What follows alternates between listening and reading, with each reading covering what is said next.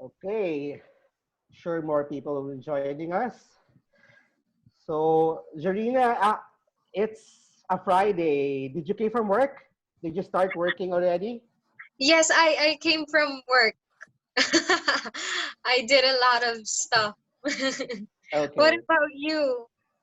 I'm actually work from home since March, and today is what? More than 2 months already since the start of the lockdown. And how was the lockdown for you? So far, so good. We had a lot of work in the office, even though our setup is work from home. I am still able to squeeze activities, both from PHRG and my other activities. Like yesterday, I was guest at CCAP HR Leaders Forum. That's So yeah. what was So it about? Oh, the topic yesterday at the CCAP forum was really more of remote working. So Wow, that's really interesting. I mm, would really like to explore that as well. sige, sige.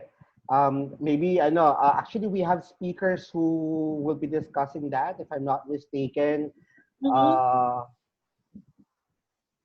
our speaker tomorrow, Daphne, will be discussing about work-life balance, and she may be able to touch on that on working remotely. But today, our topic is about how to maintain excellent relationship with your clients or stakeholders under this crisis. And right now, we have 41 people who have joined us, and we're still waiting for more. We'll be starting in about 3 more minutes.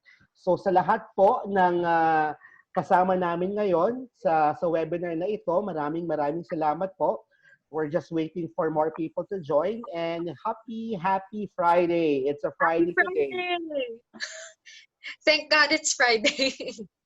Thank God it's Friday. By the way, everyone, I would like to introduce to you my co-host. This is Jorina. I will formally introduce her to you guys later. But Jorina is part of our Philippines HR Group Volunteer Council or Volunteer Core Team. Kasi in the Philippines HR Group, what we do is we give opportunities for our volunteers to also join us in our learning sessions for them to be able to be more um, uh, uh, to train them in hosting and doing webinars like this, activities, virtual programs like this, as well as when when we're already back to normal, then we have a lot of volunteers who would also be heading programs or soon to be programs of the Philippine HR Group. So right now we have 43 people. I'm sure by 6 o'clock, more people will be joining us. Sige, let's start in a minute.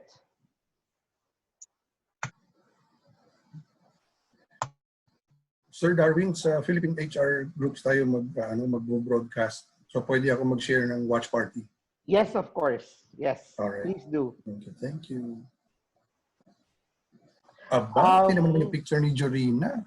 so before we start, I would like to say hello to Dee Angkot. Hi, Dee.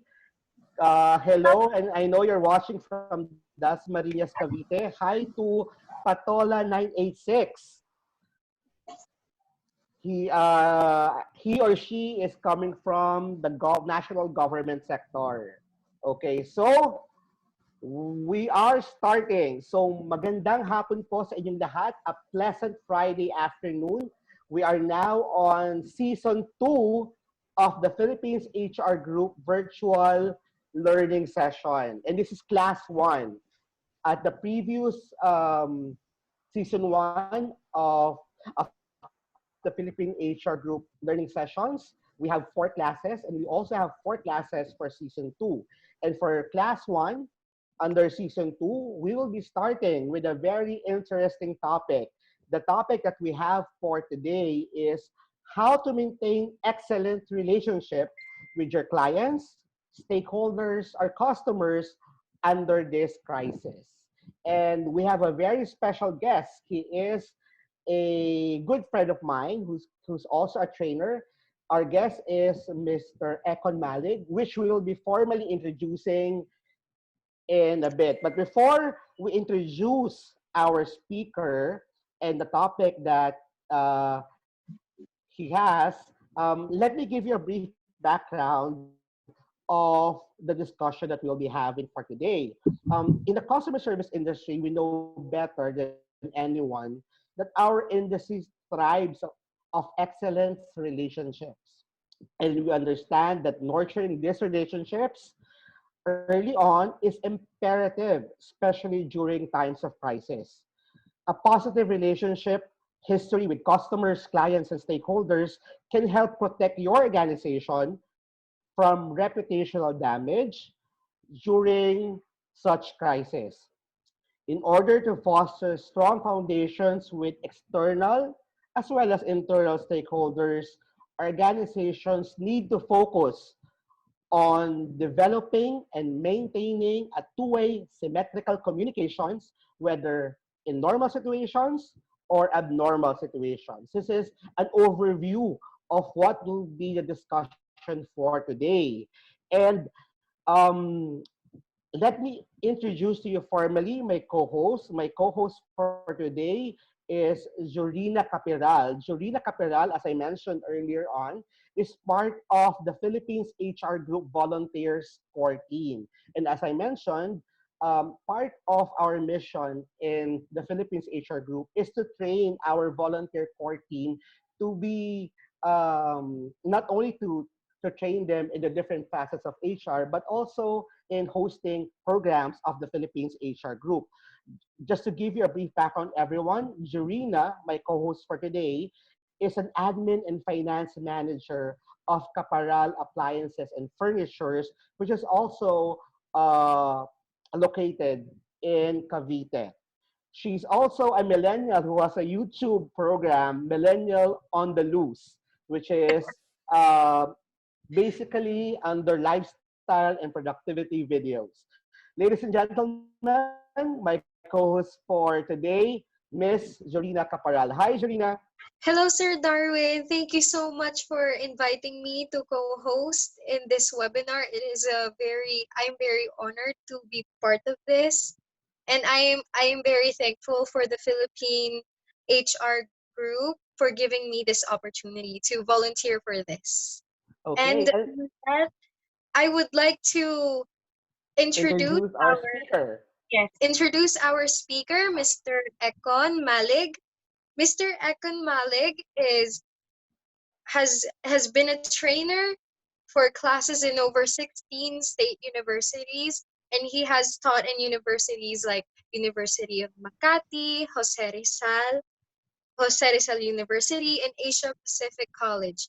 Currently, he is also a board of advisor for Lyceum of the Philippines and a professor of Trinity University of Asia. As someone who is a training consultant in leadership, his clients are very varied, so they have a lot of variety, and it usually comes from multinational corporations to government agencies such as Ramcar Group of Companies, makers of Motolite, and also ABS-CBN, Eagle Cement, just to name a few.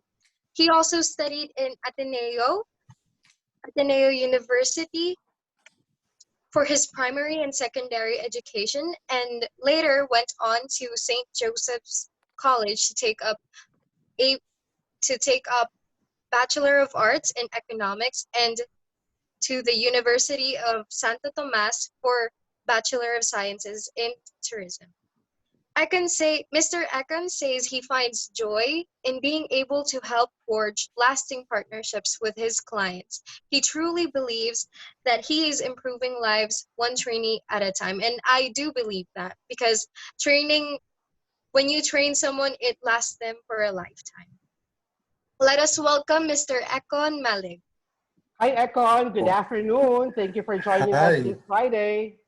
Thank you very much for the introduction. Sometimes it gives me goosebumps, and I realize, okay, that's me. Okay, thank you, Sir Darwin and Jorina, for the introduction. as they say, it's Friday, right? Not Friday, it's Trying. Friday. Yeah, but you know what? Since this pandemic, I don't really sometimes, I'm not aware of the days anymore, whether it's a Monday to Friday. It's like Yes. to me, the whole week is a weekend, you know? Correct. And it's more So, than 60 days after the lockdown, right? Now, yes. Econ, I know that one of the most affected industries during this Oh, lockdown yes. is the training and also the Training event and industry, right? So, also education. an education industry. Yes. So, or what have you been doing over the past more than 2 months already? Right. One of the things that I realized that um, everyone is bound to go digital sooner or later. It's just that because of the pandemic, what happened to us is that we were thrust into going to digital sooner than we want to. And because of that, I have been conducting um, more than 10 webinars already ever since the start of the lockdown. So I have my own webinar, which happens on a weekly basis, which I will mention later in the end of our discussion. But I've been guesting as well in different Facebook pages for webinars. Basically, I'm just trying to stay relevant and being seen online, even though that there is a pandemic ongoing, because we want to be relevant to our existing clients and potentially for our future clients. We want them to see that we have innovated even how we train people. So that's Yeah. And basically what I've been doing. agree on that, agree on that, Econ. And not only being relevant, I think what's important is that you still provide value to all the people who are able to watch and hear from you, right? So the Right. topic that you have for today is how to maintain excellence or excellent relationship with your clients, either your stakeholders, your customers, your clients under this crisis. For those people who are watching us right now, as I mentioned earlier, Econ is a good friend of mine. He is primarily a training consultant, and he's known in the industry as a customer service guy. And I'm very happy that he said yes to be part of season two of the Philippines HR Group's virtual training class. So Econ, um, you already have the floor. But before you start, I'd like to tell everyone that at the end of the presentation of our speaker, there will be a question and answer portion. If you have questions, please type it at your chat box, and my co-host will be able to submit and ask those questions in your behalf. Okay? Okay. So Right. Econ, please have the So floor. yes, I'm very happy that the Philippine HR Group had its season two. Because imagine, Crash Landing on You does not have a season two, but we do. I'm sure a lot of the people who are watching right now suddenly can now relate. Yes, that's one of the things that I was able to adjust myself to, because I used to not be a big fan of K drama, but because of the pandemic and the crisis, it gave us a chance to have an open mind. So I said, okay, when I turned on Netflix, let me go and see what this K drama is all about. So I checked it out, and lo and behold, I am done with season one. That is why I'm very happy that there is PHRG season two, but Chloe doesn't have one. In fact, I even moved on to Itaewon class. I was on my second K-drama and I finished it already. So I think I'm going into the Inheritors, okay? So that's one of the good things. So see, kita niyo Very naman, addicting. I'm updated. But if you think about it, a lot of the viewers who are joining us right now, I am no spring chicken. If you look at the tree, an acacia tree, it's like me. I'm half a century old already. Okay. So with that, I'm just trying to relax everyone, the people watching. why am I known as the customer service guy? Is because I'm very sensitive. I'm very sensitive. I'm very observant. Every time I go around restaurants, I go to malls, I like observing people. That's, I think, one of the good traits a trader should have, is to be able to observe a lot of people. So, but you have to have a fine line in observing, because pag sumobra ka dun sa line, nagmumukha kang chismoso. All right? So you have to observe, because in observing, you learn. The things that you teach, you now see them in action. Okay? So remember, in any relationship, whether it's professional or personal, communication is the key. I'm sure no one will disagree with that. So let us start talking about communication and relationship building in times of crisis. Okay? Now, you have to first define in our minds what a crisis is, because back in the day, and I'm sure most of the people who are watching, when we talk about crisis, there are certain things that we're only talking about. We're talking about flooding in Metro Manila. We're talking about traffic. Traffic is already a crisis, but it's something that we learn to live with on a daily basis. When there is typhoon season, it is a crisis. When there are earthquakes that are happening, and to the extreme, there would sometimes be like a tsunami warning, all of these things. These are all crises.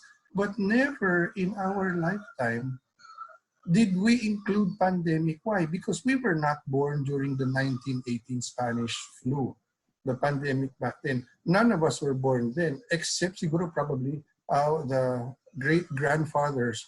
If you have a great-grandfather who's still alive now, then they would be able to tell you about what happened in the 1918 Spanish flu pandemic. So pandemic or what we call viruses is now included in the crisis, because in the BCP, or the business continuity plans of different companies, always you would not see virus or pandemic being included. But now, because of what's happening, a lot of businesses are now adjusting to what is happening to us. We're learning as we go. Okay, so let us first define what a crisis is. It says there, by definition, crisis, it's a time of intense difficulty, trouble, or danger. Okay? So wala pa nakalagay na virus, di ba? A time when a difficult or important decision must be made. And the last point, ito na yung pinaka-bago na nangyayari sa atin today, is that the turning point of a disease, when an important change takes place, indicating either recovery or death. So we now have included pandemic into the definition of what a crisis is. Okay, so we have to be very clear first, Kevin. Yeah, so we're adding pandemic into that. And if you look at this street, this is in China, wala masyadong tao. Pretty much what is happening during the ECQ, in the quarantine period. Econ, sorry. Yes. Are you sharing your screen, your PowerPoint, because we're not seeing it? Oh, okay. Thank Yeah. you for telling me.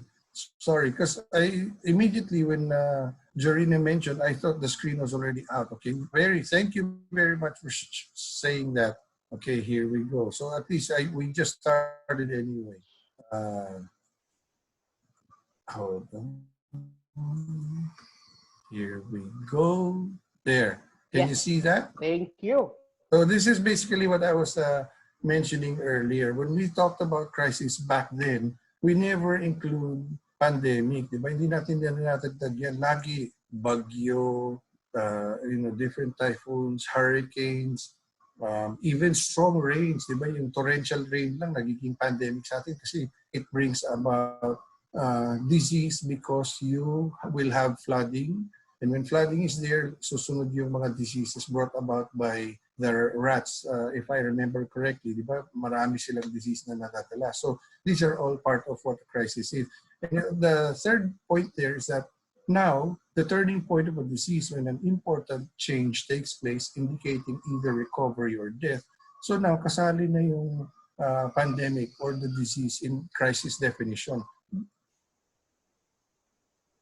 Now, if you look at the next screen that I have, a crisis situation is defined as a stressful time in an individual's life, okay? When they experience a breakdown or disruption in their usual, and this is the big word for us, normal daily activities or family functioning. There are certain elements to occur that make the situation a crisis situation. Diba? So, sabi dyan, normal daily activities. Now, if you think about it, have we been living the normal way, the way we used to, go about our businesses in our lives? We have not. This is a different time. Now, there are certain elements to a call that make the situation a crisis situation. So this, what we are going through right now, ladies and gentlemen, yes, it is a crisis. Now, if you think about it, why am I trying to define what a crisis is? Before we delve into the nitty-gritty details of the discussion, we have to be clear first exactly of what the crisis definition is. And there are 4 stages of crisis. So we are currently showing you the first one, or what we call prodromal stage. Okay. Uh, was there a question? I heard somebody talk. Maybe somebody. No, go on, Echkon. All right. So if there's if suddenly someone really wants to ask a question, Jorina will take over and I will answer the question. Okay. So prodromal stage is that this is when someone in an organization discovers a critical situation. They usually bring it to the attention of their supervisors. This is the situation that happened back in Wuhan. So yung unang-unang taong nagkaroon, the first person who was infected with this disease or the COVID-19, the doctors who were there, the first doctor who took notice of this, they're now looking at the situation and wait a minute, they're thinking, what type of disease is this? This is similar to the SARS and MERS, so this is considered COVID, but they called it COVID-19. This is also known as either the pre-crisis warning or precursor. At this point in time, the critical situation is known only within the organization. And when we talk about organization here, we're talking about the hospital in Wuhan. Okay, so this is not yet visible to the general public. So this is the very first stage of the pandemic or the crisis that we're going through. And this is what we call the prodromal stage. Now, the second part of this stage would now be called an acute stage. Okay, this is where the crisis move from the pre-crisis to the acute stage. This is when it becomes visible outside the organization. So at this point in time, this was when the doctor, the very first doctor who discovered the first patient who was infected with COVID, he started raising flags, raising his arm, telling his supervisors. In fact, he was even writing messages and emails to the Chinese government. And he was saying that there's a new kind of virus, which is also called coronavirus, but it is different, a little bit new compared to MERS and SARS or H1N1. And at this point, managers have no choice but to address it. In this case, it wasn't the managers, it was the bosses of the hospitals and the government of China. Now, it is too late to take preventive actions as any action taken now is more associated with damage control because it has already started. In the moment that they brought the first patient inside the hospital, where they were not sure yet of what type of disease or sickness that this patient had.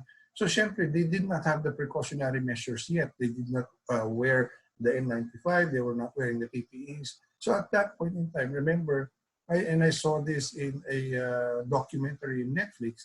The very first doctor who discovered it, I think after 30 days of discovering, he got, of course, 15 days after he got infected, and after 15 more days, he succumbed to the disease. So the very first doctor who found the patient number 1 also became a victim. He became a statistics to the disease. So he also succumbed, he died. So at this point in time, we cannot do preventive measures anymore because it has already started. So what we're doing now is damage control already. Now, the third stage, which is very familiar to us, this is what we call the chronic stage. The chronic stage is usually the longest of the 4, okay? This is where litigation occurs, media exposes are aired. Of course, you see it on TV, you see it in social media. Internal investigations and external investigations are now launched. Government oversight investigations commence, and so on. So everyone knows about it already. And this was the time that we already found out about it here in the Philippines, because we have been seeing it on social media. They have been posting that there's a new kind of coronavirus. But at this point in time, this was around the end of Q4 last year. This was about the Christmas time. But we already knew that there was coronavirus, but none of us were really taking it seriously at that time. Okay? Now, this can go on for years, and in some cases, it never ends. And recently, I saw a saying or a quote from Bill Gates. He said, the only way we can get rid of the new norm and get back to our normal lives is for a vaccine to come out. Now, up until the time that the vaccine comes out, this is our new norm. Doing online webinars, learning, educating people through the internet using different platforms. But it's all basically online webinars. So we are currently now at the chronic stage. Now, where do we want to go after this? This is the fourth stage, okay? But at this point in time, even though I see a light at the end of the tunnel, that light is still far from where I'm standing. Okay? Basically, I have had webinars where I've talked to frontliners who are doctors, and they're my batchmates in school, and they are the frontliners of this, the disease that we're facing. And even them, they're saying that at this point in time, the only thing that we can do, since there is no vaccine within sight, the only thing that we can do now is control the one thing that we can control, which is ourselves. Do not go out of your house, stay home. Because if there's no one out on the street, there's no one to be infected. So that's basically what they're saying. So we're currently at the chronic stage. Now, the fourth stage, where eventually where we will be, but as to how soon that will be, we are not certain. All we can do now is really pray to God that we will reach the resolution stage. The resolution stage is a place where we want to be. This is the final stage of a crisis. This is when things begin to return to normal. Because why? Effective resolutions are now into practice, and they go as planned. Meaning, potentially, this can only start happening to us when the vaccine comes out. So the incident begins to fade from the spotlight. This is really where we want to go, okay? We want to be where the fourth stage of a crisis, which is the resolution stage. Okay? Now, going back to our discussion, part of the resolution stage, you have to be able to manage your information. You have to make sure that you get the right info at the right place at the right time. Because sabi nga nila, there are so many people who are spreading fake news. And we don't want to look like Pinocchio, that we're telling news that aren't really real. But what we're trying to do is that we're simply trying to create panic and fear to the masses. This is something that we wouldn't want to do. This is part of the follow through of the fourth stage, which is the resolution stage. It's important to remember that when you can't get your hands on the information you need, you can miss opportunities and your performance drops. As it happens, the information management ability organizations need to succeed is already within their grasp. So you have to make sure that you get it at the right place, at the right people. So don't just simply believe what you hear and see in social media. Okay, I know that Sir Darwin is an advocate of this. You have to make sure that when you get your news, it is accurate and true. Okay, so now, how people would often ask, how do we now develop relationships before a crisis? Okay, the operative word there is before a crisis. Okay, this is very important. Okay? Now, partner relationships or businesses or business relationships should be developed ahead of any crisis. So there's a solid foundation for a well-coordinated work through each crisis. Now, for example, you have existing clients. When you have existing clients, you have to be able to have good working relationships with them. When I say that, you're talking about give and take. You know, when they talk, you listen, and when you talk, they will also listen. There's a story that I remember. There's this one priest trying to mentor another priest, a newbie who is a seminarian at that time. He goes, Father, why is it that when you are talking, people keep quiet and they listen? You know what the seasoned father or priest said to the seminarian who wants to be a priest as well. The seasoned priest said, you know, my child, the reason why people listen to me when I talk is because when they talk, I listen. So that's just basically in any relationship, that's what you need to do. So you have to be able to give and take, listen well, especially to your customers, your stakeholders. You have to listen to what they need so that you, as a customer service provider, you're able to customize your service, your product, in a way that your customers really appreciate it. So you have to be able to even, some people might be asking, what if you already, you don't have good relationships with your current customers and now there's a crisis? What do we do? Okay, we will get to that later on. But prior to getting into that detail, I want to be able to show you the 5 things to avoid during a crisis. Okay, for the people who are watching us, for the people who are listening, I hope you also have a pen and paper, or you can do a screenshot of what you guys are seeing, because we can, this is very important, okay? Now, let me share with you the 5 things to avoid during a crisis. Number 1, inadequate accessibility to stakeholders, meaning if you have a stakeholder, they have to be able to talk to you. They have to be able to reach out to you. It's vice versa. You also have to be able to reach out to them, and you also have to be able to talk to them. Why? So that, remember, always make sure that you keep the lines of communication open. That's one very important thing to do, okay? So you make sure that you have open lines of communication with your stakeholders. Now, next would be lack of understandability in the haste to make communication or to communicate. Now, you're saying, some people are saying, why do I have to talk to my customers now when everyone is infected with this disease?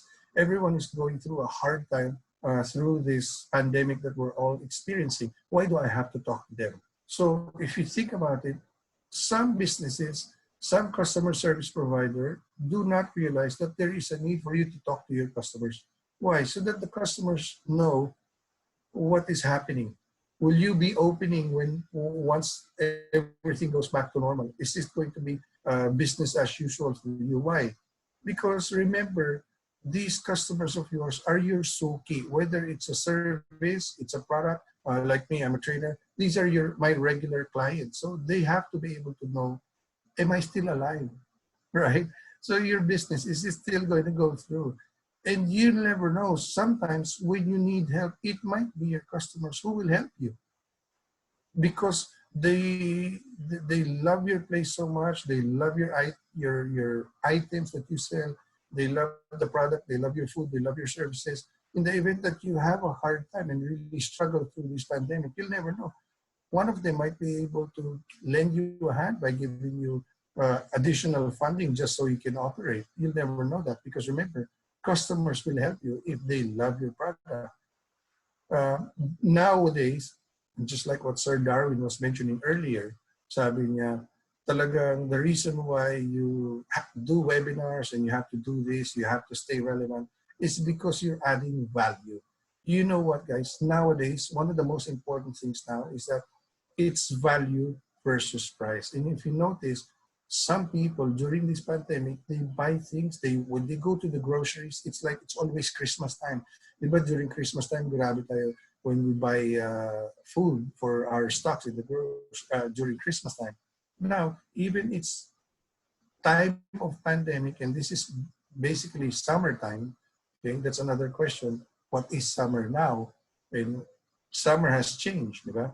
So if you think about it, people now buy things They don't really care. Sometimes even if it's expensive, they will buy it. Why? Because it's a necessity. It's something they feel that they need to have. So for them to know that, and for them to know your situation, you have to be able to communicate to your customers so that in the event that you might need help, you'll never know. One of your customers might be rich enough to help you and fund your business just so you can continue. Okay.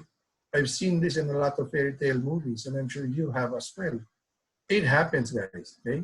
Next, the third thing to avoid during this crisis is that if you're looking at these pictures, is that the lack of enthusiasm in the contact. Meaning to say, when you're already talking to your customers, you know, you sound, look at the first picture there, you look like a robot, meaning you're very transactional, meaning you go through the right steps. You greet the customer, you ask for their order, you do the upsell, you give their order in a timely fashion, you give them exact change, all of these things. Sa McDonald's ka tinatawag na 6 steps, okay? But the thing is, after the transaction, if you talk to your customer and ask them, just like in the call centers, in surveys, you ask them, how was the level of service that I provided you today? If you ask them, they'll say, it was okay. Why? They got what they needed from you, but when you were doing it to them, when you were giving it to them, you sounded very robotic. Ito yung example na I'm sure na-experience ito ng hosts natin, si Jerina at si Sir Darwin, even Beverly, our sponsor from Job Street. When you walk into a famous fast food chain, even if you're alone walking in, they'll greet you, welcome, ma'am, sir. Even if you're just one person, because they're already very robotic. They know that when someone walks into the business, you have to greet them. But of course, if you're just one, try to customize your greeting. If you see only one man, then you say, good afternoon, sir, welcome to, or good afternoon, ma'am, good evening, ma'am, good morning, ma'am, welcome to, then you say your name, right? So do not be robotic. Now, the next, when you talk about lack of enthusiasm, is that look at this pug, the pug wearing the jean jacket. Very smug, very grouchy looking. Sometimes, that's why in call centers, and I'm sure Sir Darwin is familiar with this, that in every cubicle back in the day, there will be a mirror right in front of the cubicle. Because why? So that when you're talking to your customers, when you're talking to them on the phone, even though they cannot see you, but you can see yourself, you have to smile on the phone so that look at me now. When I talk to you and I'm smiling, the tone sounds a little bit different. Hello, how are you? May I take your order, please? But if you don't smile and you just look, may I take your order, please? How are you? You sound grouchy. And mind you, people, a lot of us sound grouchy and look like the pug, the black pug on the picture, is because we do not see ourselves in the mirror. You always have to look yourself in the mirror and say, am I happy serving my customers today? And when your answer is yes, go ahead, by all means, serve your customers. But if your answer is no, you have to say your mantra. You have to say things that will empower you in order for you to be happy. Just like the person below, holding a watermelon that's ripe, ready to eat. It looks sweet. The eyes are smiling, even though you can't really see the whole face of the person. By the look of the eyes already, you know this person is happy serving their customers. Okay, so that's number three. The fourth one would be problems with timeliness. Sometimes people say too little or too late. Timeliness is that when you promise something to your customer, whether it's during a pandemic or not, you have to make sure that you stick to your time when you say it. In the call centers, and I'm saying this because I've been in the BPO for a very long time, in the BPO, normally when we put a customer on hold, we tell our customers, not an estimate, but we tell them an exact time. We say, may I put you on hold for a minute? Or you say 1 to 2 minutes. And the reason why I say that is because a minute waiting on the phone is like 8 minutes. Okay, that's how long it feels, even though it's just a minute. So when you say, I'll get back to you in a minute, allow me to put you on hold. When they say yes, make sure that before the minute ends, you're able to get back to them. Because if you don't get back to them, when you come back, it's not going to be just an inquiry, but it's going to be damage control, because you now have to appease this customer who is on the line waiting for you for over a minute. And you said within a minute. They will be disappointed and they will be irate. So when you commit to times, deadlines, you make sure that you say it. Like, for example, during these times, there are so many Pabili apps out there right now. You don't want to go out, so you book, and you book a person and tell them, this is the list of things that I need in the grocery. And when you're on your way back to my house, kindly pass by the local McDonald's and get me dinner. And you try to estimate, you more or less tell them that it'll probably take me within 2 hours. Why? Because if you don't exceed 2 hours, they'll be happy. When you come in earlier than 2 hours, they'll be happy. But when you make an estimate that is wrong and you go over that, rest assured they're going to pay you, but they're not going to be happy. And in fact, they might not give you any tip at all. Sometimes, even though they already paid for a service for you to buy them stuff, and you come back and you deliver it to them, they're going to give you extra tip. Why? Because they're so happy that you helped them not get sick. You did not go out and be exposed to the virus, and you helped them. And you're going to give them a tip. Why? Because you gave them a time that you worked on. You made sure that you were able to work on the specific timing that you promised them. Okay, so always try to avoid that. When you talk about time, make sure that you are on time. When coming to the office back in the day, when I have trainees in different corporations, I always tell them being on time is late. Being early is on time.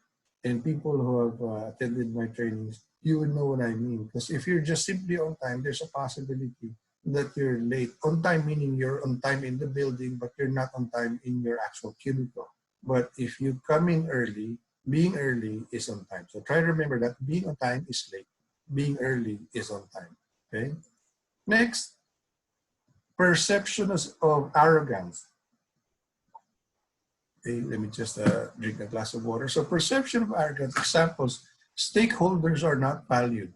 Now, if you are familiar with this person, he is a well-known actor. Okay, his name is Will Ferrell, and in this particular movie that he's acting out, the title of the movie is Anchorman. Now, when you've seen this movie, you would know the type of character that he has, the behavior that he always manifests in this show. It became very popular. In fact, it went on to having a part 2. So there's an Anchorman 2. And he said to a girl that he met for the very first time, this is what he said: I don't know how to put this, but I'm kind of a big deal. What he's basically saying is that he's a celebrity, he's a well-known person, he's a personality. So that could be a sign of arrogance. So when we talk to our clients and customers, please, as much as possible, try not to be arrogant. Lower yourself down, be humble, because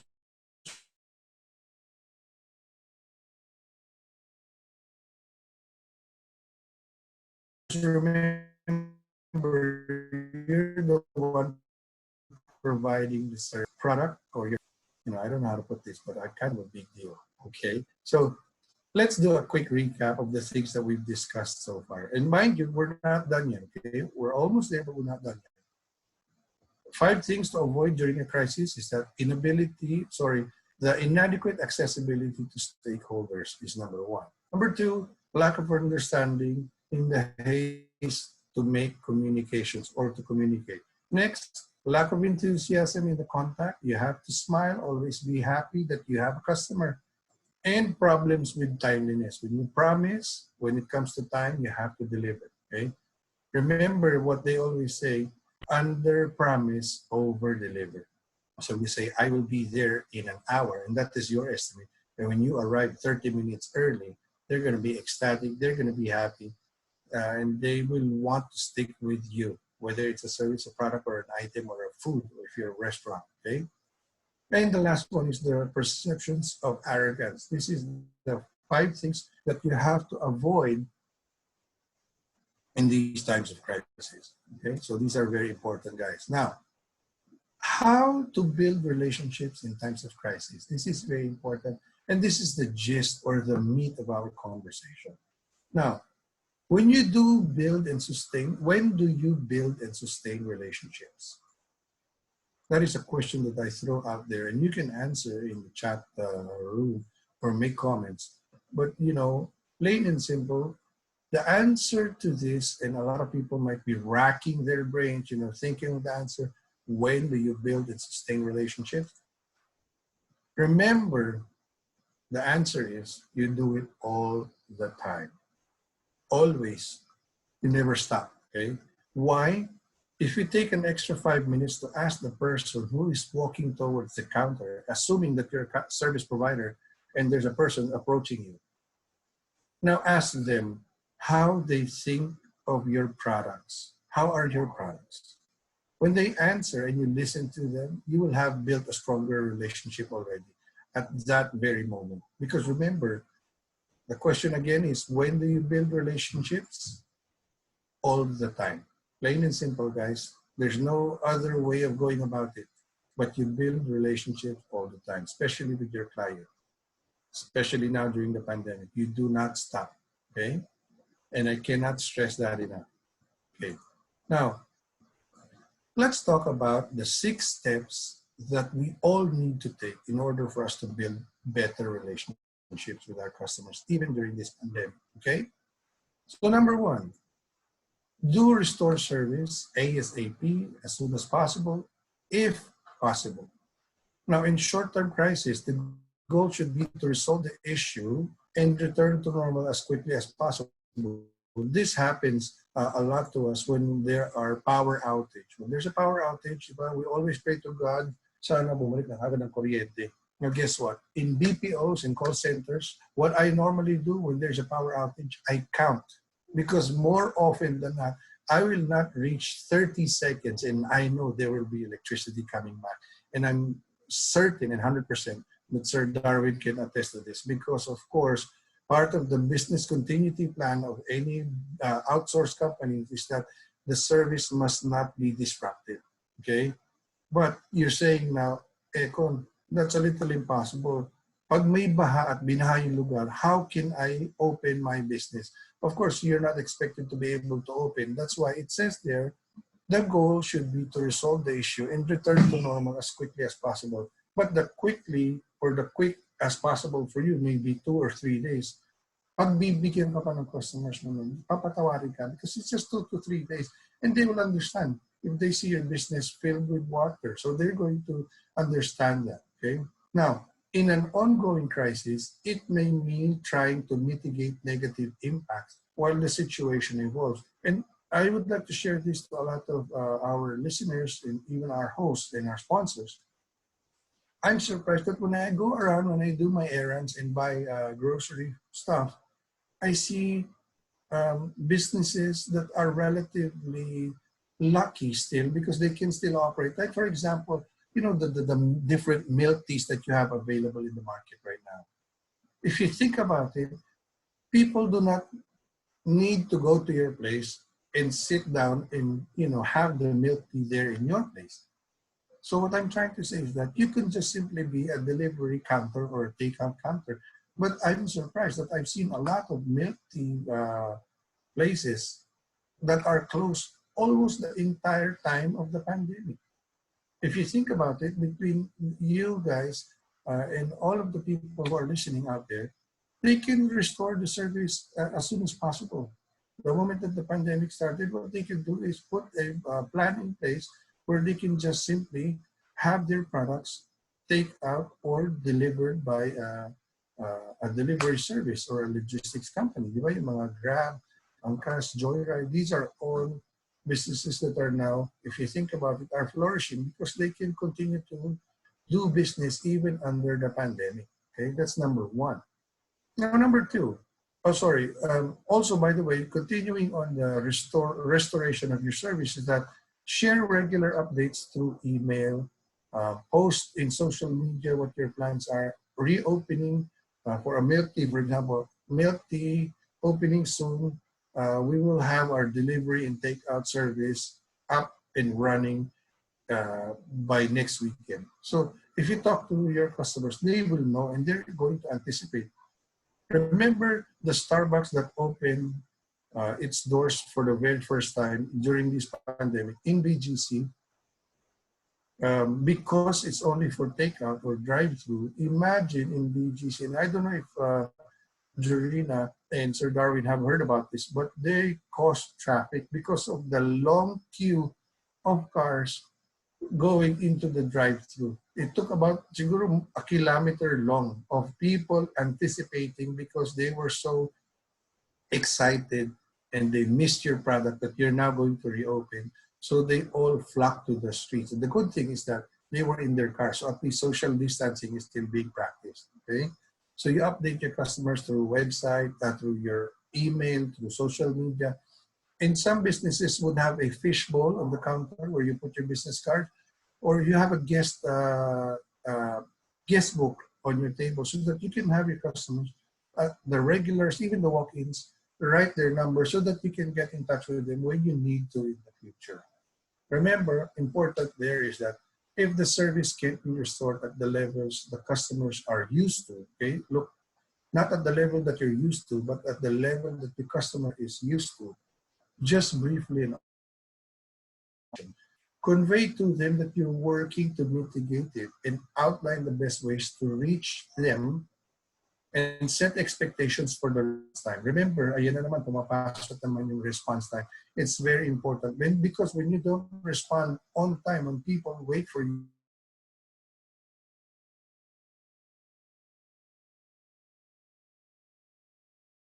are existing, we want to maintain them even under this pandemic. Okay? Now, second was, do have a plan. In everything, you have to have a plan A, plan B. Now, some people might say it's easier for me to say that, but remember, when you're applying for a job, you don't just simply aim for one company and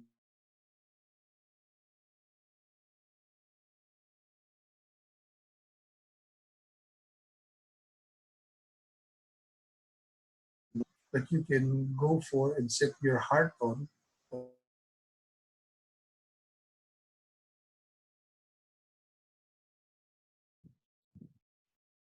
Hi, everyone. I believe our speaker is just having some technical issues, and he will surely be right back. The discussion that he is into right now is about the 6 steps in building relationships. And he is already at number 2, which is, do you have a plan? So we have 4 more steps. Um, I'm sure Echkon will be joining in a few. But again, thank you for all the people who have joined us.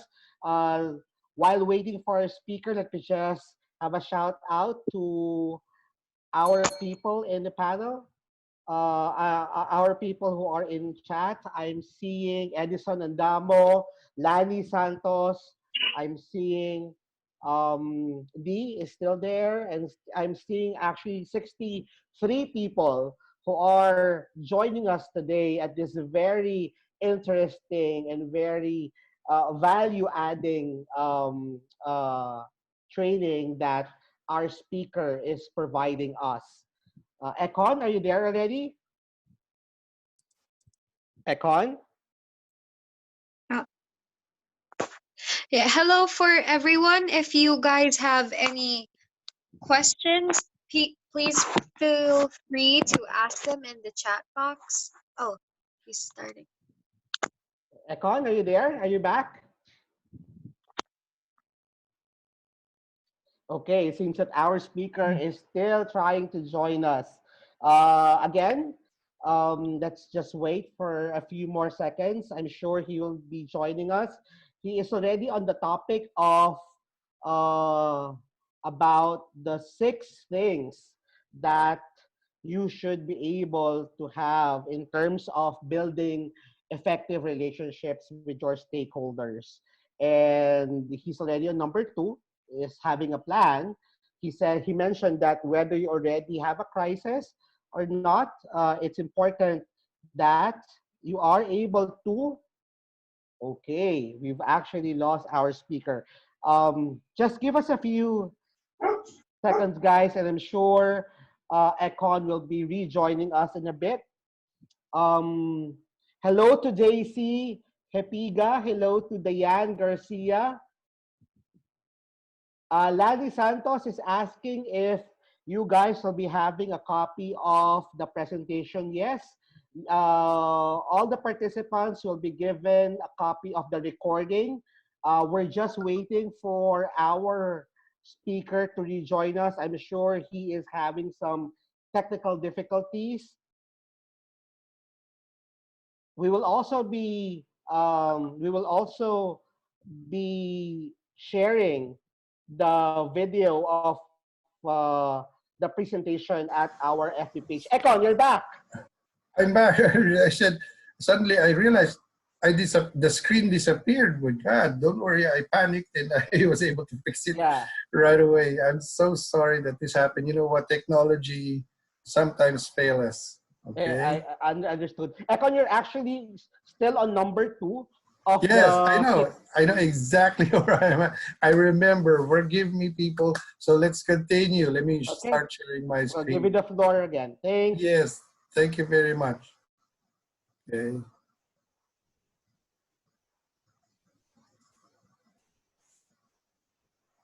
There. Can you see my screen now? Sir Darwin, can you see the screen? Bev? Yes, yes, Serena? we All are right, seeing your good. screen. So I'm on number 2. So what I'm saying is that you have to have a plan always, whether you already have a crisis plan or you're developing one on the fly. On the fly meaning you're doing it as we go, and that's basically what's happening to most businesses in the country right now. Not just in the country but worldwide. We're trying to develop a business continuity plan or a crisis plan on the fly as it happens, because this is something that we're experiencing brand new. Okay.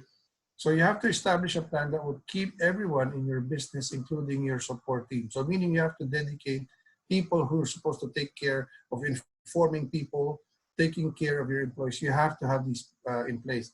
This will also keep your customers calm. Hearing from confident, prepared, and knowledgeable employees is exactly what they want to hear in the event of an emergency. So plan A, plan B is very important. Even computers now even have a backup memory. Okay, so you have to have that. Next, remember, you'd want to hear it from a person who looks like an expert. When something is happening, you want to see people are remaining calm. For example, Sir Darwin, Beverly, and Jorina, if you're in an airplane and there's a turbulence and it's really quite, wild, the turbulence that you're feeling is wild, and you look at the flight attendants or the cabin crew and they're panicking themselves, that's not going to make you feel good. You're going to be nervous because why? They might know something that you don't. That when you ask them what's happening, they have to look composed. So customers want to know that you can manage the problem and hopefully prevent it from happening again. They need to know that you care about them. Okay, this is very important. Now, number 3, do provide a consistent response. Sabi nga ni Dwayne Johnson, success isn't always about greatness, it's about consistency. Remember, consistent hard work leads to success and greatness will come. Your crisis communication should be consistent with your brand's voice. You have to take into account the seriousness of the situation across team. Remember, consistency is key. When you update your people, you have to keep updating them on a regular basis. Unlike sometimes when what's happening with our the pandemic situation, you sometimes are waiting for an update and they'll say it's 8 o'clock at night, and I'm sure Sir Darwin will agree. 8 o'clock at night daw or 9 o'clock, biglang pala 8 o'clock in the morning na nagsasabihin kung ano yung update about what's happening. So I'm sure you know what I mean when I say that. So let's just, between you and me, guys, you know what I mean, right? So you have to be consistent when you're talking about communication. So remember, communication or consistency is key. Now continuing on that is that this is this is a time where people unite. In fact, we can't be more human than now, diba? It's to provide a clear message that you are there to help and you're going to help provide a timely and consistent customer experience during crisis situations. It also will help you bolster the confidence that the next time there's a crisis, customers, your regular customers would know what to do and what to expect when you try to execute your plan. Okay, we can't be more human than ever, but today, during this time of crisis, let us be more compassionate, let us be more humane to people and to the things that are happening around us. Okay, globally, not just in our country, but globally. Number four, do not be defensive, guys. This is very common. This is a default system to some of us Filipinos and some human beings out in the other countries. There's no time to deny. Don't cover up or shift blame. It's not the time to blame anyone at this point in time.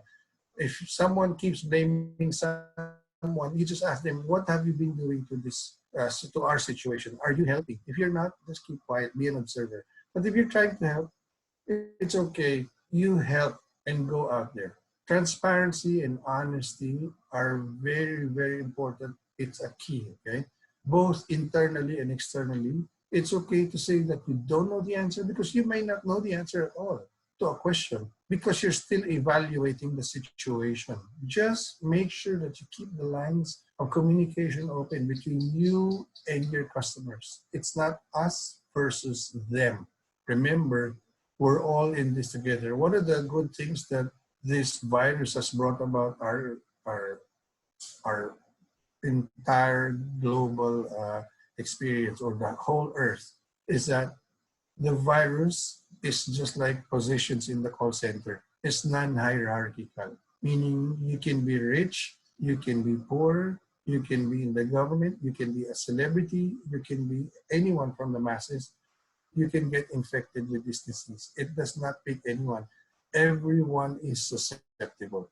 So it's not us versus them. We're all in this together. So let's join hands and help each other out, okay? Remember, involve your customers as well because they like it when you bring them into the situation and the solutions. When you think of solutions and you bring them in because you listen to what they're saying, that is very important, okay? Number five, do not ever make hasty decisions. You may need to shift tactics and reevaluate your plan several times throughout the course of the crisis because remember, you're learning it on the fly and you're learning it as it happens. But you want to be able to act swiftly. Do not make hasty decisions in the heat of the moment or what we call spur of the moment. Do not make those types of decisions. It's better to make calculated decisions so that you'll end up taking calculated risks. You know where you potentially might end up. Remember, keep your options open and revisit your plan as the situation unfolds. You never know when you might need to pivot and you don't want to be locked in a stance where there is no longer appropriate given the circumstances. Remember, it is the word here is very important, pivot. A lot of businesses are not able to pivot and they just stay where they're standing and look what happened. They will eventually fold. I remember one person, the CEO of Nokia, he was crying at the last day of Nokia. He goes, we didn't do anything wrong and yet we failed because they did not give up. They did not innovate and they did not reinvent themselves. That's one of the things that you have to do. You have to be able to reinvent yourselves. Now, the last of the tips that I'll be giving you is don't ignore risks. You can never be too careful, especially if health, safety, and security are at risk. This does not mean that you should jump into conclusions, but it's often better to be overly cautious. It's okay to be paranoid during these times because why? Being too paranoid will protect you. Why? Everywhere you go, you have to have a mask. Everywhere you go, if you can wear a PPE, you can do that. Why? It's going to protect you from the virus. Everywhere you go, you have your alcohol with you. And as much as possible, you don't go anywhere. It's okay to be paranoid during these times because why? It'll make you survive, okay? It's rare that companies are criticized for being too careful or taking a potential risk too seriously. If anything, your customers may thank you for the abundance of concern. I have one client, I will not say the company, but they're makers of a famous battery, okay?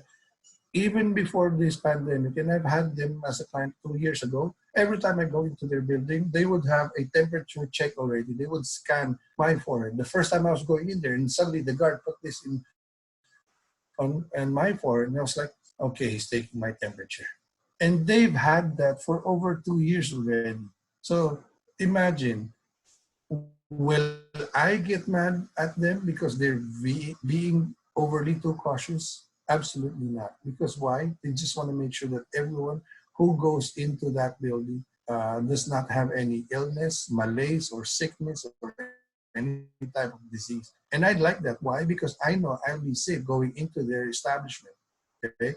So remember, it's okay to be overly conscious at this point in time. Now, people are asking, really, give me tips, give me concrete examples on tips on how I can show that I genuinely care for my customer. I want to be able to practice that. I want to be able to do that.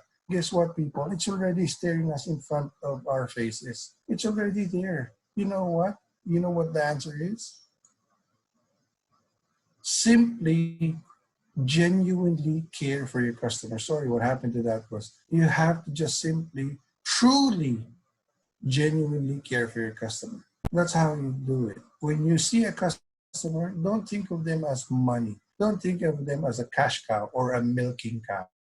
Look at your customers as someone who's going to help you stay in the business. So you have to genuinely care for your customers. So that is the tip that I'm going to give you or leave you with today. If you guys have any questions, we will get to Sir Darwin and Miss Jorina with that. And at this point in time, I'd like to thank two very important organizations. One is the Philippine HR Group, and the other one is jobstreet.com. I'd like to say, JobStreet, don't stop giving jobs to people, okay? They need it, especially now during the times of crisis. Sir Darwin, did you learn a few things from our discussion today? We had a lot of aha moments there from your presentation. And I do have a few questions that I would like to ask. All right. But before I go there, let me just again thank our sponsors, JobStreet.com Philippines, for being our There. major sponsor, our sponsor for our Philippines HR Group virtual learning sessions, and this is already season two. And also, I would like to have to greet a few people who are on the line. We have 68 people who have joined us. Let me just greet Marvin, Lani Santos, Daisy Hitiga, Noel Asoy. We also have Diane Garcia. We also have a few more people. Edison Andamo, John Pamposa. We have Raquel Agustin, and of course the Uncut. And I actually am seeing our VP External, Mr. Neil Lomakad, who is also on the line with us. Yes. So, Hi, Neil. maraming salamat po sa patuloy ninyong pagsuporta sa amin, Job Street, and to all our viewers. Now, let's go to the question and answer. Now, let me just start with the Q&A. You Mhm. mentioned a while ago, Echkon, that for us to have a successful relationship with our clients or our stakeholders, and when I say stakeholders, this is not only for managers or people leaders. This is for Mhm. HR also, because HR are also people leaders. Now, as an HR person, as a people leader, as a manager, head of the company, you mentioned that there should always be clarity and transparency whenever you communicate with one another. Is that correct? Now, Mhm. my question is, there are certain privileged information that management would normally have, or that HR is privy. Mhm. Would you say that when you say being transparent, are you saying that even those privileged information should also be shared to your uh, stakeholders, or external stakeholders, or your clients? All right, that's a very good question. Thank you for that.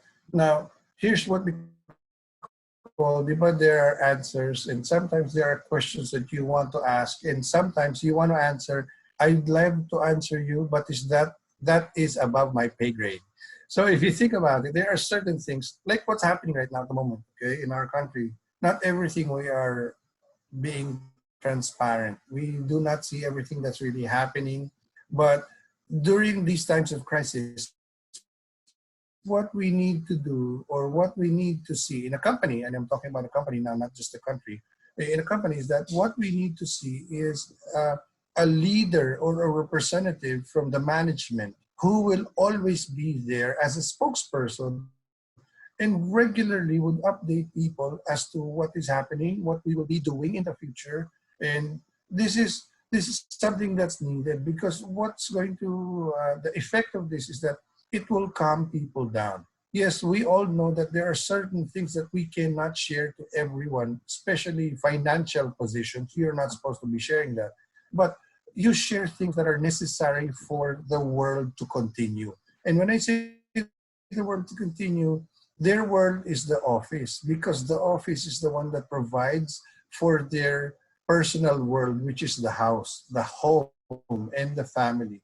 So not everything you can be sharing, but things that they would want to hear, that we are still in a good place, people. We are still going to operate. We're not going to close down. What we're going to do is we're going to assign you to be working from your homes. As a matter of fact, if we can have you bring your desktop. If you don't have a laptop, let's have your desktops set up in your office. We will send our IT people.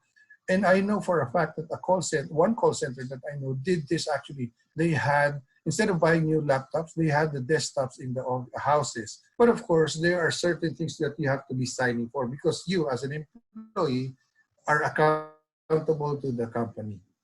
Right? So Okay. I hope that was able to answer. Agree. So basically, you're saying that yes, you have to have clarity of informations. Mm-hmm. You should be transparent, Mm-hmm. but also as a HR, as a people leader, you have to be mindful of the kind of informations that you will be sharing. As much as Yes. possible, share only informations that would have positive impact to your audience. Exactly. Share Exactly. share informations that would be more of a general structure, but would not put your stakeholders or would not put your customers or clients in a position where they will be worrying or be worrisome Mm-hmm. of what's happening, right? Right. Now, let me just go back to what you highlighted a while ago. You mentioned earlier that whenever you are discussing important informations to your audience or to Mm-hmm. someone, you should always be in a position of confidence, in a Right. position of power. Ito yung And you know, example ko is when you are in a plane, right? Diba? You go on trips very frequently and gumaganon yung plane. Diba? Pag tingin mo, ang nininervous yung cabin crew. That is not going to relax you. That is going to make you worrisome. Magdadasal ka na bigla kasi kung mismong yung person who is supposed to be in control, composed and confident, eh siya mismo mukha nininervous, alam mo na may mangyayaring masama. I Tama? agree. I have the same experience way back. This is Yes. just me speaking. Go ahead, Um, share. we were in Puerto Galera, going back to Manila. It was at the middle of the sea. It was stormy, and you know what? Surprisingly, the people who were manning the boat were the ones who are already The wearing best. their life Okay. their life vests. So if you're doing that, I mean, it has a very different It has a negative perception. impact, right? It has a It has negative a negative impact. impact. Now, let me go back to my question, Econ, because this Sure. is this is very important. This is something that we need to instill to our HR professionals, our people leaders, that if you are delivering sensitive information or if you're delivering something that is critical or crucial to the person or to the organization, it's very important that you are um, you exude confidence, Mm-hmm. because if you're not confident on what you're trying to say, on what you're saying, then the people who are listening to you, the people who are looking at you, will also not have the same confidence level. Well, I mean, they will also lose confidence or lose hope of whatever you're trying to say. I I'll give you a perfect example. There was a time in in my past life when I was handling about more than 10,000 plus FTEs, and I have to talk to a certain Mm-hmm. line of business where I have to let go of like 150 people. And this is just a temporary layoff. This is just temporary retrenchment. Um, um, for us to be able to do that, there should be clarity, and you should be talking in a position of Mm-hmm.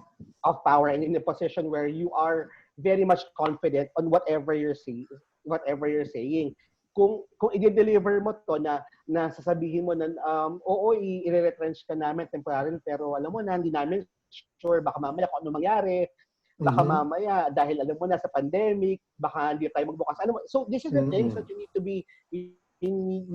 to be Sure. mindful of, that whenever you're trying to deliver a message, make sure you deliver it with clarity and with confidence, because that's Right. important. Correct. I remember my mentor said to me way back, or told me way back, that it's not only the message, it's how you deliver it. Because delivering the message to your audience is putting your emotions to it. And Right. people will actually feel that if you're just giving Yep. a BSP, right? Yes. As a matter of fact, every time I teach classes and I'm talking about, let's say, call center training or talking about personality or even customer service, one of the things that I highlight, which is very necessary, basically, it's uh, adding to what you said. It's not what you say, it's how you say It's it. how you say You it. Correct. have to look like an expert when you're talking about, for example, let me give a good example. Let's say I'm a spokesperson of the country and I don't look like I'm certain to what I'm saying. I look like I'm asking or doubting myself. Imagine how will the masses feel. They will feel hopeless. There might be an unrest because they will not listen and believe me when I say that, don't worry, SAP or the SAP will go to you. Just wait for your barangays and all of that. But if I don't sound like an expert, that I know what I'm talking about, that I really am part of the planning process and I exactly know the procedure that's going to happen, I will talk to you about it and tell you, and you will believe me and you will say, I feel better now. I will just wait for my share. Di ba? Parang ganun. So Agree. remember, it's not what you say, it's how you say it. Agree. And just to give our audience a perfect example, most recent most recent personality Mm-hmm. who actually embodies that, who I believe would be the president of ABS-CBN, when he made an announcement when he was in the Senate, Mm-hmm. and when he made an announcement about the possible closure of ABS-CBN. He was very composed. He was very direct. He was clear. Another perfect example is the president of Taiwan and the president of Singapore. Remember, the way they deliver their speech is very succinct. It's very clear. They have a strategy on how they provided information to their countrymen and to their audience. Now, and unfortunately, we have leaders also, or managers who are not like that. I mean, we're seeing leaders who are they tend to flip flop. They tend to say one thing and then say another thing, or whenever you ask them questions, they're not very confident in answering it. And sometimes, and we have to remember this: for you to build relationships, it's very important that you are always in a position of confidence, in a position of power. Now, Echkon, let me give the floor to my co-host, because she Yes, has, Jarina. yeah, Jorina has some questions coming from our audience, and I'm sure that our audience, of who are also listening now, will be able to get some insights coming from your answers to these questions. So take the floor, Jorina. Thank you so much, Coach Darwin. I would like to start with my personal question. Is that Mm-hmm. Absolutely. okay? So, this is a question from me. I remember from a book that I read, which is The Power of Habit by Charles Duhigg, Mm-hmm. where crises can be an opportunity to move organizations to change bad habits. of an organization. With that said, how can we take a crisis and make it into an opportunity to strengthen relationships with our stakeholders? That's a very good question. And the basic answer to that is that, first of all, you have to have a different perspective on how you look at crises and pandemics and yeah, all the different types of disaster that may happen our way. You have to always look at it from a different perspective because if you keep looking at it the same direction, it's just like the definition of insanity by Albert Einstein when he said that uh, the definition of insanity is you keep doing the same thing over and over and you expect to get the say a different result. Yeah. How will a different result happen if you keep attacking the problem head on? Because there are times that you have to go to a solution where you have to go around a problem. So if you keep on attacking it in the same direction, you will get the same answers or you will get the same results. So pretty much in crisis like this, if we look at it, there are so many industries that are heavily impacted. But what are the industries that are making so much money now? In fact, there are industries that are making so much money now than ever before because of the crisis. Remember the delivery service or the pabili service? This was non-existent before. There were online groceries, diba? There are online groceries where you make your choices on what to buy and then deliver it to you. But nowadays, there's a pabili service. There's actually booking where you can book a person to go to the grocery for you. So this is like a personal shopper, right? Personal shoppers before only existed for clothing, diba? Like you're an actor and you have a sponsor, so they more or less know what suits you and they're gonna buy what they think that is good for you. But now the personal shoppers or the pabili services, you give them a list on what you want and they'll come back to you with the exact same list. If they're not able to get that in one grocery, they'll go to the other grocery to get you that thing. Why? Because you already technically paid for it. What happens is that you transferred money already or you're going to pay them when they come to you and you give them the money. So to me, opportunities in any situation, there will always be opportunities. Makers of masks have never been more lucrative at the moment, right? The groceries, everything was closed. All the industry is closed. The economy is closed. But the money makers, the makers of vegetables, the produce, the deliverers of produce, all these different types of items that you see in the grocery, they're making money. So even when there is crisis, there are opportunities. Uh, you just have to be able to look at it from a different perspective. Thank you so much. That really sheds light because usually I notice a lot of people when there are crises, it turns into something of a victim mentality where they think they have no Mm-hmm. way out. And I think this Mm-hmm. sheds some light on that there is opportunity no matter what the situation is. There can always be a Yeah. solution to a problem. Let me give you one example. I have a client who is in the food business. They're a unlimited Korean barbecue. Now, with this crisis happening, how can they sell? How can they make money when people can't go to their restaurants and eat, right? And buffets, their basic way of making money is people go to them and eat at their place. What he did was he came out with vacuum sealed products, you know, what you get in the buffet for the unlimited Korean barbecue.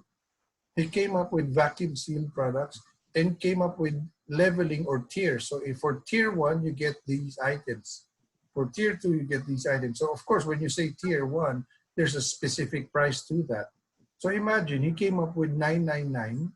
You get two orders for the Unli Korean barbecue, and you get the griller for free. They'll Oh, deliver it to you. You own the griller already because they're gonna give it to you brand new, unused, and they'll give you two sets of your order, so you can have Korean in your house using their grill, and they can still make money out of that. Imagine they made a lot. There, it's enough to sustain their business, even if all the other branches basically are closed, but because they have that service, they still continue to pay for their employees' salaries. So that's one way of looking at it. That's a really great idea. Okay, on to the next question. With the pandemic, most businesses have been rushed to integrate technology to their business processes.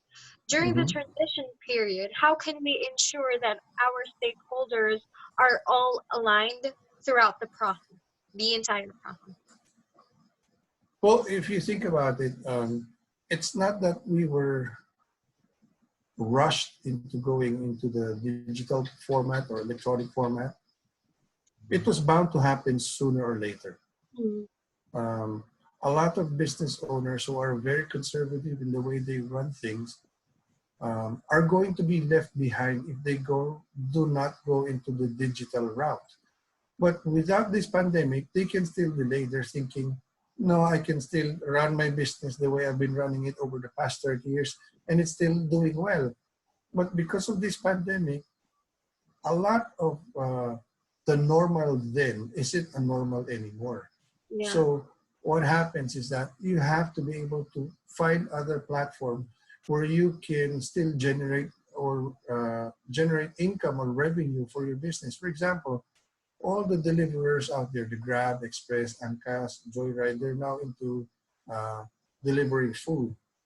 If you just focus on your business doing that, it's okay. But that's only going to the apps of these particular companies. Now, if you have your, for example, if you have your own digital platform where people can look at your menu and order online, so that's another venue. Of course, the old way of doing it is to just simply put your phone number on a flyer, on a social media, on your Facebook page and say, you can call us for delivery or takeout so that even before you get to our place, you've already made your order. When you get there, you just pay and get your items, right? But that's another platform going through the traditional route using your phone. You can use the different apps all of these companies have, Grab and Cash. But you can also make your own app if you think about this and put this on your website where people can talk to you directly and order food directly, uh, either takeout or delivery. So that's another platform. Now, old timers would say, I'm not ready to go to the digital format. It's okay, I respect them. But the thing is, they might eventually close down their business because people are not going to be able to find you in the new platforms.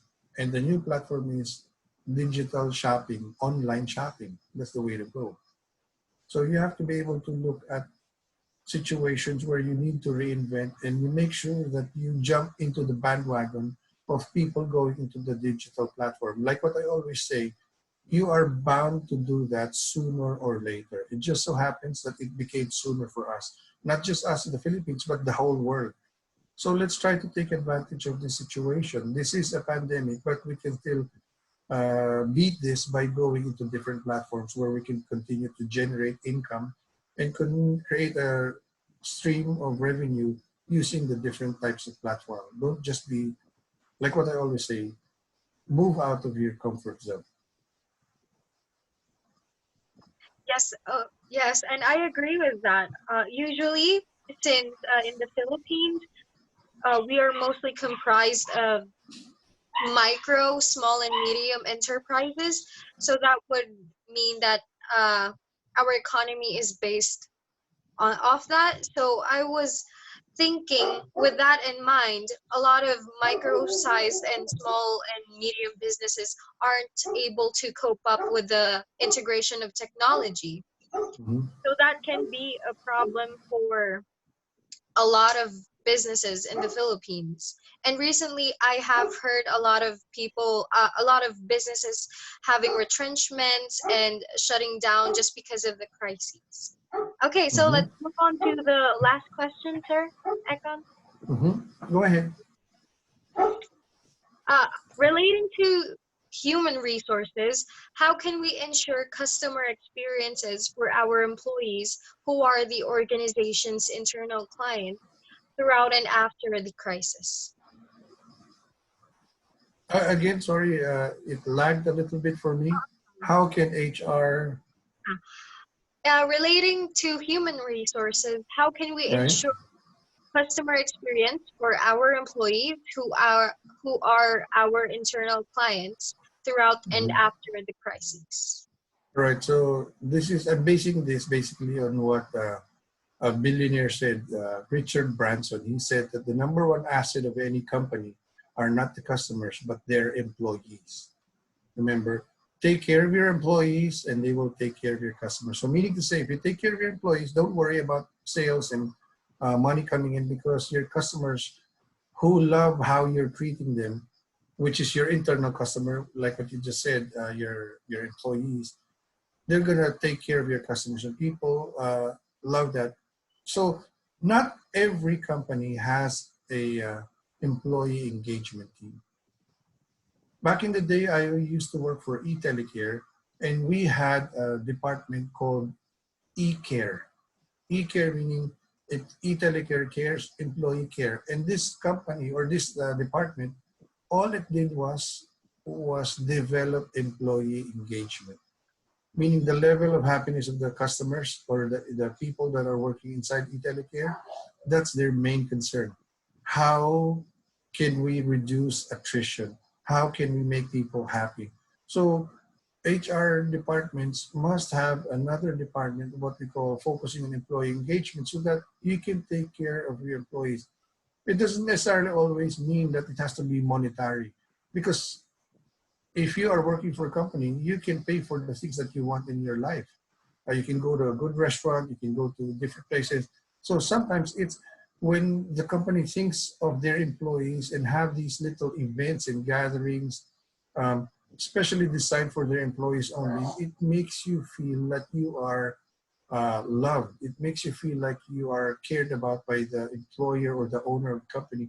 And sometimes that makes more sense than just simply giving them monetary rewards. So back in the day when I was with eTelecare, you would have bowling nights. You would have you present your ID in at that time I was assigned in Eastwood. You present your ID in different establishments and you get discounts. Okay, as Wow. an employee, you go to the movie house, you show your ID, you get to go in for free. So these are things that would spark the interest of employees. And there are days that when you go up the stairs and you go into the pantry, because normally when you go in, you get water, or you, in Italy back in the day, iced tea, coffee are free, except for sodas. So when you go into the pantry, you'd be surprised. There'd be Starbucks inside set up. And when you go and line in, show your ID, you get a Starbucks for free. It's a mocha frappuccino. After you get your mocha frappuccino, you go to the next counter and you get a Krispy Kreme free.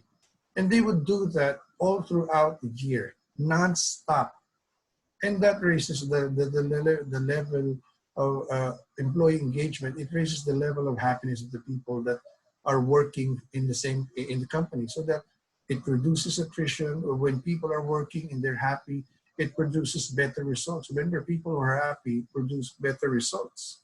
So I'm sure even Sir Darwin would agree to that. So you have to keep your people happy. How do you do that? You come up with little, things to make them happy. You know what would make you happy. So all you need to do is just set a budget and a time to meet and what you need to do so that the employees are fairly happy aside from just simply monetary. Sometimes it's the experience is what's needed. Yes, Agree on that.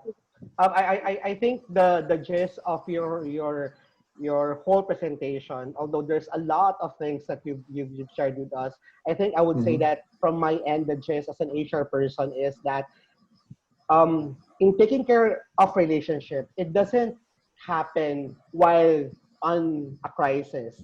It actually starts your building relationship starts even prior a crisis would actually Yeah. happen, It right? cannot happen overnight. You It develop cannot the happen. relationship Yeah, long you term. you develop relationships, and similarly, these are relationships that HR people would have not only to our stakeholders, internal or external stakeholders, but also to our employees. Because again, we Mm-hmm. need to make sure that we always get the buy-in of our stakeholders and the support. and participation of our employees. Very Correct? well said, Sir Darwin. I can't agree with you more. Now, Econ, we're already pressed in time. I'm very Mm-hmm. happy with the questions that Jorina has actually asked you. It gave us a preview of what are the different aspects in Mm-hmm. different industries and different business with regards to handling relationships in a crisis. Do you have anything that you would like to promote from your end? Any trainings coming up, any webinars that you would like to promote, anything that you would like to share to our audience that who would like to connect to you? Right. Thank you very much for the time. First of all, you can follow me either on Instagram, Facebook, or LinkedIn using my name, Ekhonmalig. It's very unique. That's also my email because there would very rare would there be another person named Echon Malik. So my Gmail is ekhonmalik@gmail.com. I also have a YouTube channel. It's also named under me. I hope that the viewers and people who are in HR can also subscribe to my channel.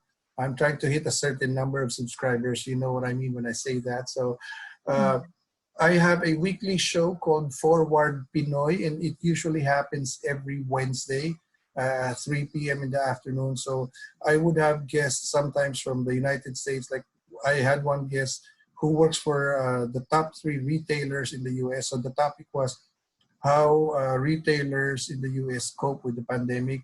I had a doctor who was a guest, a frontliner, my classmate in Ateneo, and he was talking about how it is, how the pandemic looks like from the eyes of a frontliner. And his specialization was infectious disease. So he was really there with in front of the COVID patients. So that happens every Wednesday at 3 p.m. and they can look that up in my Facebook page at Echon Malig on Facebook. Pretty much that's it.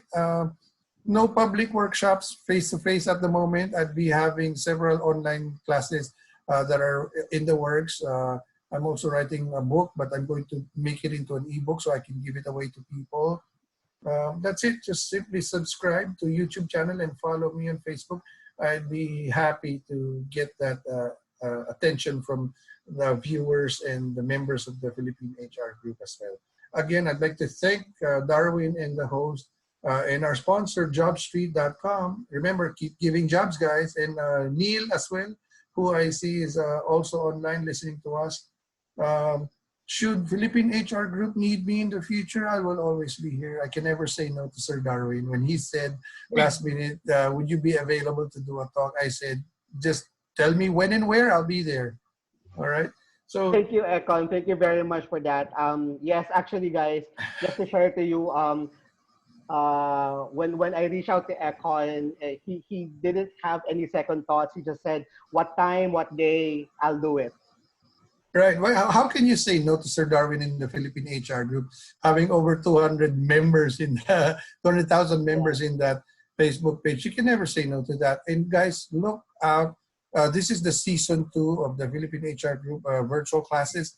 Look out for the next classes that are happening. I think on the 23rd Yes. with Daphne, and there's another one with Jet Nera, who is also a co-league in the business, also a partner speaker in Arriva as well.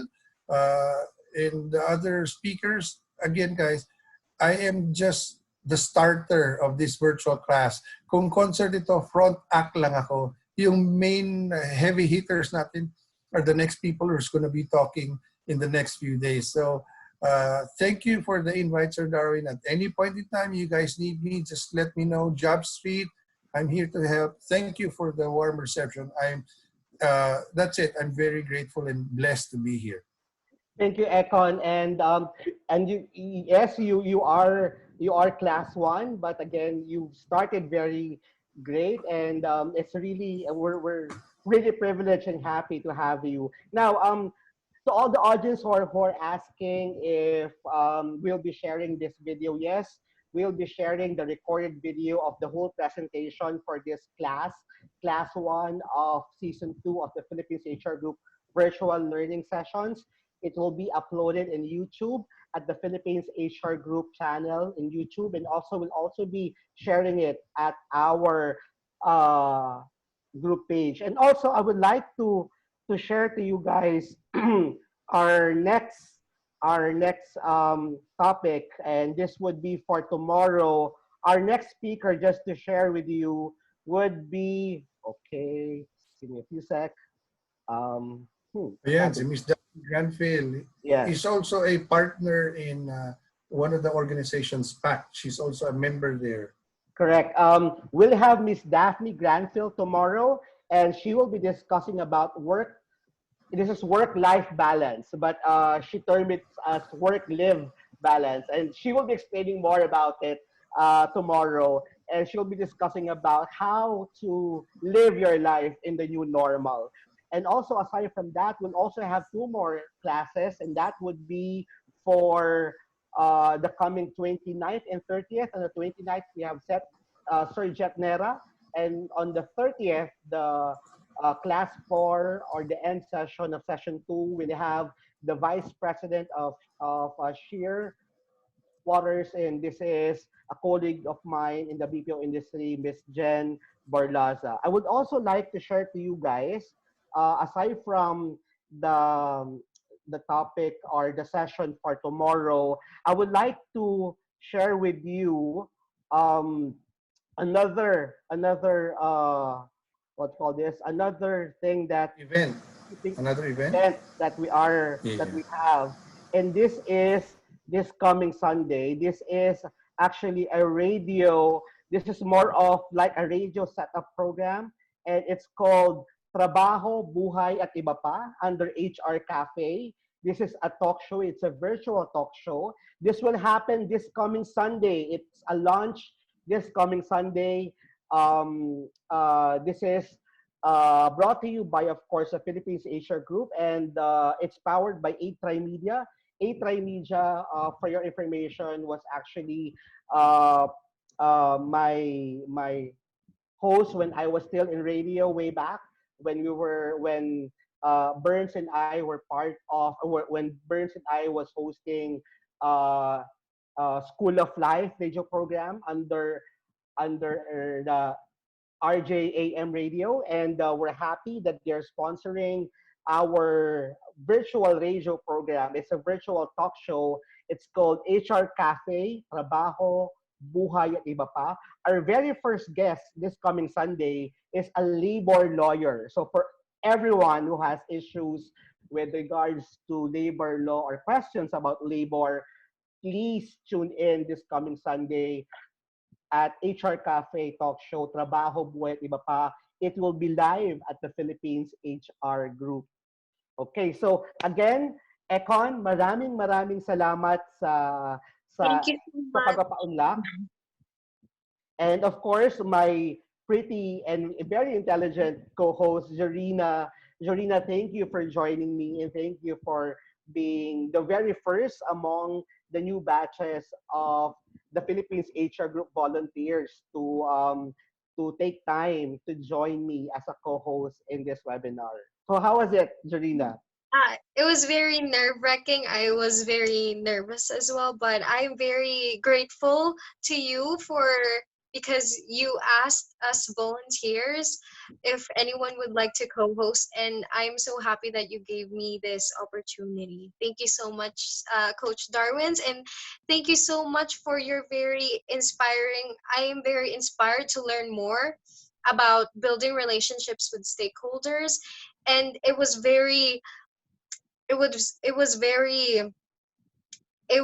gave me a lot of things to think about with regards to building relationships. Thank you so much, Mr. Ekon. Okay. And also, uh, again, please watch out for our program tomorrow, class 2 of the virtual uh, session, class 2 tomorrow with Daphne Granfield. And our host tomorrow will be no other than the Vice President for the Philippines HR Group, Mr. Neil Lumakad, who's also the Head of Training and Engagement at SGS. So again, for all the people sa lahat po na nakikinig sa amin ngayon at nakasubaybay sa amin, maraming salamat po sa inyong lahat. Have a great Friday. Have a great weekend. Thank you, Echkon. Thank you. Thank you, JobStreet.com Philippines, for being our sponsor. Maraming salamat. Bye, everyone. Bye, God bless. everybody. Yung link